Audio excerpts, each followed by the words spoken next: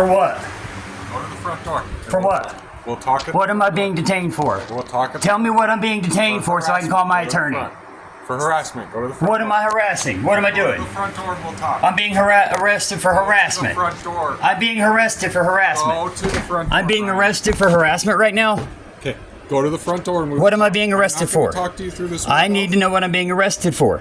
So, right now we're investigating a harassment claim, okay? So you need to go to the front door so that we can talk. I'm not willing to engage with anybody till I talk to an attorney. About it, we have to go on what we have, and what we have is enough for probable cause to write a warrant for you for harassment if you do not come to the front door. How am I harassing Come to the people? front door. Tell me. Come to the front How am I door. harassing people? I'm harassing people because I won't come to my front door right now. No. It was what happened before you came. What did I do before? What? Your neighbor had called us, so go to the front door and we'll talk. The neighbor that was parked all the way on my doorstep?